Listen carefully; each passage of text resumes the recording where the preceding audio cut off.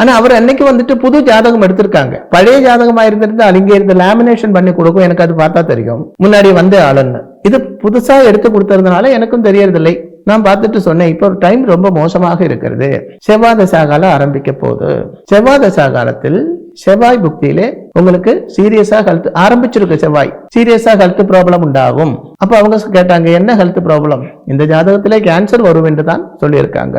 அப்படியா இருந்தா எங்க வரும்னு கேட்டாங்க. அப்போ ஜோதிஷத்துல வந்து இந்த மேஷத்தில இருந்து மீனம் வரைக்கும் தலைய 12 இந்த உடம்பை 12 டிவைட் பண்ணியிருக்காங்க. மேஷம் தலை, ரிஷபம் முகம் அப்படின்னு. அப்ப அதுபடி பார்த்தால் கடக ராசி வந்து இந்த உதரத்துக்கு மேல உள்ள உரசு என்று சொல்லுவாங்க, நெஞ்சு பாகம் வரும். அப்ப நான் சொன்னேன், இந்த இடங்களிலே தான் வரும், அதுவும் உங்களுக்கு ரைட் சைட்ல தான் வர்றதுக்கு வாய்ப்பு அப்படின்னு சொன்னேன். திடீர்னு அந்த அம்மா எந்திரிச்சு பல முறை நமஸ்காரம் பண்ணாங்க. அப்ப நான் கேட்டேன், என்ன ஆச்சு அப்படின்னு. இப்போ நான் கேன்சர் பேஷண்ட் தான்,